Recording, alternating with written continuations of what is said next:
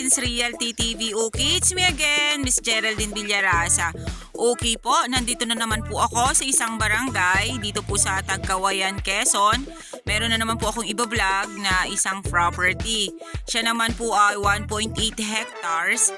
Then, along Barangay Road po siya. Pero sa ngayon po ay hindi pa po develop yung Barangay Road. Tulad nga po ng lagi ko po sa inyong kinikwento, dito po sa Tagkawayan, Quezon ay ang mga property po dito kahit sasabihin na sila ay inner lot, sila po talaga sa munisipyo ay may mga nakapropose na kalsada or ng barangay road. Ano po? Mula po sa National Highway hanggang dito po sa Tayukong ito, nasa 4 kilometers po ang layo niya. Then kita naman yun po kanina yung unang video ko sa mga kalsada. Rough and cemented road po ang mga barangay road dito sa papunta po sa property. Ano po? Then medyo po doon sa unahan ay nakita po ninyo na medyo sira yung kalsada. Kasi nga po ay madalas umulan dito sa amin. Dumadaan yung mga truck, dumadaan yung mga sasakyan. Nasisira po talaga kasi malambot po yung lupa niya. Ano po? Okay po, tara po at papasukin po natin yung 1.8 hectares ng Tagkawayan, Quezon. Okay po, lalakarin ko po muna yung barangay road na nakapropose dito. Ano po, then miminutuhan ko po siya mula po dito sa cemented road hanggang dun po sa property. Okay po, start na po tayo ng paglalakad. Ito po talaga ay may na-vlog na rin po ako dito sa lugar na to. Ito po talagang ladaanan kong to. Same din po siya ng barangay road nung na-vlog ko na yon. Ito din po siya. Ano po? Sa ngayon po talaga ay lalakarin natin kasi hindi pa po siya develop. Ayan po siya, oh. Noon po, ito pong kalsada na to ay nasudsud na talaga. Kasi dinadaanan na po ito no ng mga truck. Meron po kasi dito mina ng carbon nung panahon na I don't know po kung anong taon yon. Kaya po itong lugar na to ay talagang dinadaanan na po itong kalsadang are. Ano po? Ayan. Makikita naman po natin napaka ganda po ng source of water dito. Ayan, yan po ay sapa na running water. Tatawid po tayo dyan papunta po dun sa property. Ito naman po ay talagang nakaplano, nalalagyan na ng tulay. Okay, ito pa po yung kalsada.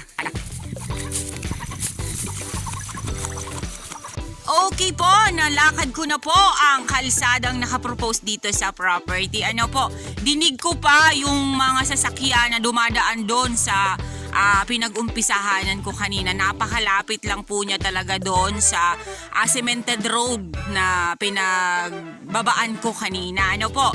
Then yan pong natututukan na ng aking camera. Yan po yung barangay road na nakapropose po dito. Ito po kasi ay lusutan hanggang doon sa Santa Monica. Ito pong kalsadang ito. Ano po? Then, nilakad ko po siya ay nasa 4 na minuto lang po. Ngayon po ay sabi ko sa inyo, maputik kasi madalas pong umulan kaya po napakabagal kong maglakad. Kaya po inabot po ako ng 4 na minuto. Pero kung yan po ay tag-init na wala pong putik, na hindi po ako naninimbang at na baka ako'y madulas, ay wala pa po itong 4 na minuto. Ano po? Okay po, andito na po ang property. Gilid po mismo siya ng nakapropose na barangay road. Okay, papasilip ko na po sa inyo ang 1.8 hectares ng Tagkawayan, Quezon. Okay po, dito po sa frontage ng barangay road, medyo po maliit lang po yung kanyang frontage. Ano po? Ayan, yan pong malaking puno na yan ng mangga ay kasama po yan sa 1.8 hectares. Then yan pong side na yan, may mga madre di cacao na yan na nakatulsok. Yan po ay dito sa property, ito pong property na to na binibenta ko. Then ito pong kabilang side na to, nabili na po yan. Ano po? May nakabili na po dito sa areang to. Kaya sabi ko nga po sa inyo, samantalahin ang mga mamimili na ang kalsada ay hindi pa develop kasi mura pa siya. Kasi po pag ito'y nasemento ng kalsadang ito, magmamahal po ang isang property. Okay, ito pong property ko na to is matured CLOA title. Buhay po ang nasa titulo. Ano po, kaamilyar lang po nila nung isang araw. Kaya po malinis na malinis po ang deklarasyon at titulo ng ating property. Bayad na po ito sa land bank. Okay, tara po at samahan nyo ako. Iikutin natin ang 1.8 hectares ng Tagkawayan, Quezon. Ayan po. Dito po sa bungad, ayan, medyo po siya pantayin. Then makikita po natin, ito pong bungad ay mga bagong tanim pa lang na nyog. Pero dun po, ayan, makikita naman po ninyo, nagtatayugan na po ang mga nyog doon at ang dami pong rahog ng buko. Iyan. Ito po yung property. Ayan, makikita po ninyo ang barangay road. Ayan lang po siya, oo. Ayan po ang barangay road na pinag-umpisahanan ko kanina. Kapit lang po niya. Ayan. Okay. Medyo po talaga maputik. Ang inyong lingkod po ay nagdadahan-dahan at baka po madulas. Hoy, yung tungkod ko! Naiwan ko pa po ang tungkod ko at talagang baka po ako ay madulas talaga. Ayan. Muntik na. Ayan po siya. Nilinisan po siya ng seller. Okay, ito pong property na to ay 800,000. Ang presyo po nila. Ano po? Yung mga ganito pong area, samantalahin po ninyo na mura pa talaga kasi sabi ko nga po sa inyo, pag ito po ay na develop na yung kalsada, hindi lang po 800,000 ang magiging presyo nito. Mamahal po talaga ito kapag po yung kalsadang yun ay na-develop na. Kaya yung pong mga mamimili na gusto pong mag-invest na hindi nyo pa naman po gagamitin or hindi pa po kayo mag-for good dito sa Pilipinas, i-invest nyo na po siya kasi pag kayo ay nag-decide na mag-for good na, matik po yan. Develop na po ang kalsadang yan. Hindi na po kayo hassle na pupunta dito sa property. Ano po? Okay, ayan po. Meron po tayong nakita ditong antipolo. Isa pong hardwood. Then ayan po yung mga nyog niya. Medyo po dito sa bandang bungad na to, sabi nga po nila tatay ay medyo konti po ang laman nito. Then ayun po, may mangga po dun sa side na yon. Medyo po konti yung puno ng nyog dito sa bungad kasi nga po ay doon sila nag-focus sa bandang yon. Ang property po ay medyo hindi naman po siya pantay na pantayin. Meron, balanse po ba? Balanse po ang lupa. Meron pong, ayan, ito pong side muna na to. Medyo po siya nag-islant ng konti dyan. Pero pantayin na naman siya. Then ito, ganun din po. Then yan nga po, itong side na to ay medyo tumagilid lang po ng konti. Pero napakababa po ng kanyang pagkakatagilid. Ano po? Ayan, may mga saging. Dito sa side na to, ayan, may Jimilina. Sa fruit bearings po, iisa pa lang yung aking nakikita. Dalawa na pala. At yung manggang malaki po doon sa, manggang kalabaw doon sa bungad. Ayan, ito ang medyo nag-slope ng konti. Pero mababaw pa rin po siya. Ano? Ayan. Ang kagandahan po nito kasi may kapitbahay na po kayo ditong nakabili. Ayan. Tapos napakalapit nga po sa barangay road. Or yung cemented road na develop. Ayan, nakikita na po natin yung mga nyug dito na mga namumunga na pwede na po siyang maharbisan. Ano po? Ayan, medyo din po dito nag-islant ng konti. Ayan. Isipin po natin, sa halagang 800,000 pesos, meron na po tayong 1.8 hectares na property. Pataniman po natin ito ng mga fruit bearings na madali pong mamunga. Yung mga grafted ngayon na mga nabibili. Napakaganda po nito. Kasi nga po, sabi ko nga po sa inyo, ang lupa ay Ang lupa po na talibis ay maganda. Kasi once po yan na umulan, yung pong tubig ay hindi po mai-stack dun sa mga puno ng halaman nyo. Bababa po yan. Tsaka maganda po ang source of water dito. Ito po ay medyo nagdahilig. Ito pong nilalakaran kong to. Medyo po dahan-dahan ang inyong lingkod at talaga pong madulas ang aking tsinelas. Baka po ako'y gumulong papunta doon sa baba. Ayan, dahilig po siya. Ayun, yung side pong yon ay nakikita ko na po ang mga nyog niya. Diyan sa likod na yan. Hindi lang po masyadong kita dun sa video ko kasi nga po ay may mga kahoy gubat. Pero yung likod po niyan ay may mga nyog na po. Pero bababa po ako para po dun kumakita yung mga nyog. Ano po? Ayan, dahilig pa rin po itong dadaanan kong are. Tinatanggal po nila yung mga kahoy gubat. Kaya medyo po nililinisan talaga nila. Kasi yung mga kahoy gubat pong yan ay inuuling nila. Ano naman po siya?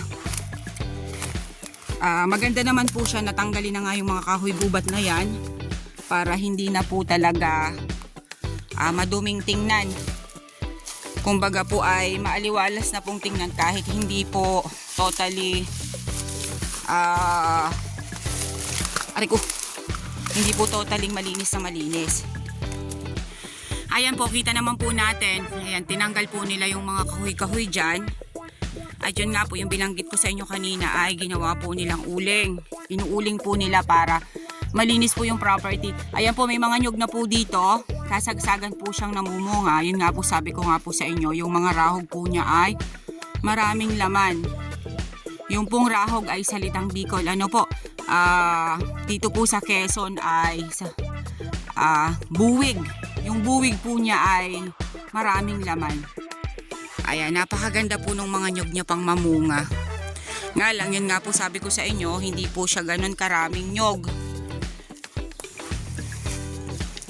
Ayan, medyo dahilig pa rin po dito sa side na to. Ayan.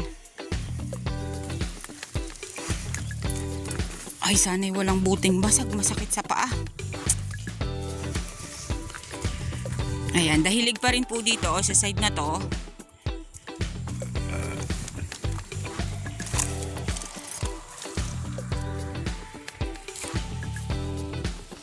Ayun po yung kanilang pinag-uulingan sa babang yun.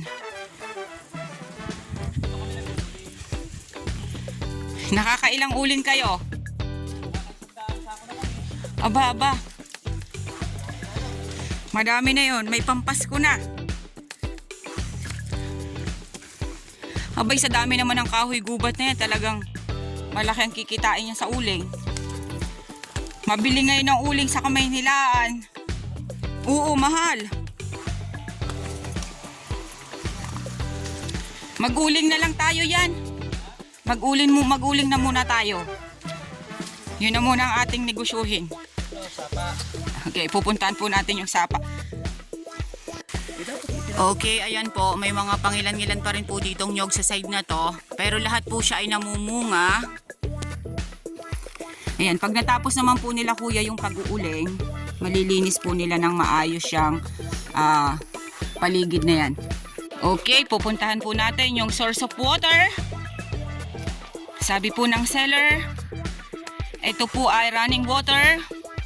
Bukal ang sapa dito. Then yung, sabi ko nga po sa inyo, maganda po yung source of water dito sa area. Kasi nga po ay boundaries po niya dun sa kabila ay ilog. Tapos po itong sapa na to ay nasa loob po mismo ng property. Ayan po siya. Binaba ko po at talaga magugas ako ng paandulos po ng aking tsinelas. Ayan. Nasa loob po siya mismo ng property. Ayan, galing po siya doon sa may barangay road na pinag-umpisahan natin kanina. Then punta naman po siya doon. Ayan, ang ganda po ng tubig niya. Then ikot po siya doon sa property. Then doon naman po tayo sa may ilog na boundaries. Ano po? Okay, ito po yung dito sa may baba, sa may sapa. Ano po, yan pong mga nyog na yan. Sabi po nung seller na kasama namin, Nung binilang po nila itong mga nyog nila dito ay nasa kulang-kulang 200 pa po siya. Lahat po ay namumunga. Then ito po ay may bukal dito sa loob ng property. Yung po kaninang pinakita ko sa inyong ilog, sapa, siya po ay hindi na tutuyuan kahit tag-init. Dito po talaga sa lugar na to, maganda po ang source of water dito. Yan. Talagang ingat na ingat lang po ang inyong lingkod dahil madulas. Ganito po talaga pag mga bandang December. Lagi po dito sa aming inuulan. Kaya sa tulad ko pong nagbablog ng property ay hirap po talagang umikot ng area. Nga lang kailangan po siyang tiyagain dahil ito po ang ating trabaho. Ayan, napakarami pong bunga ng nyog niya, oh. Oh. Kulang lang po talaga siya sa linis. Pero pag ito po, nakuhanan nila yung mga inuuling nilang yan, magiging malinis po itong property. Ano ito? Nara? Ay, kalumpit. Ayan, ito po kalumpit. Tuwid na tuwid naman yung kalumpit. Ayan, may mga kahoy pa po siyang matitigas talaga. Hindi naman po nila pinuputol yung matitigas na kahoy. Yun lang, mga supwood lang po talaga. Ayan, meron po ditong ano to, Indian mango, ano? Oo. Ito pong side na to.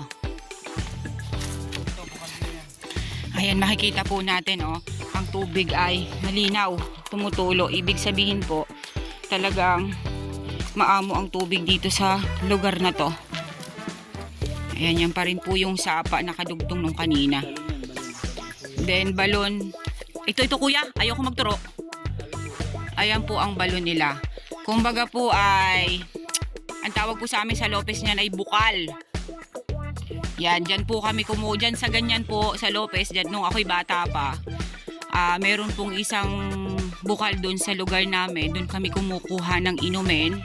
Kasi talaga siya po ay malinis. Natural po yung water niya. Hindi po kagaya ngayon na talagang bihira na po ang may mga bukal. Dahil nasisira na po at saka isa pa, sanay na po ang tao sa mineral water. Ayun po, napakarami pa rin pong nyug dito sa bandang likod. Ano po? Ayan pa rin po siya. Ayun, may antipolo pa rin po dun sa side na yon. Ayun. Ayan, napakarami po niyang nyug pa rin dito sa likod. Tama po yung sabi ni tatay kanina, nasa bungad lang ay medyo madalang. Pero dito sa likod, nandito po ang mga nyug na na-harvest nila. Okay.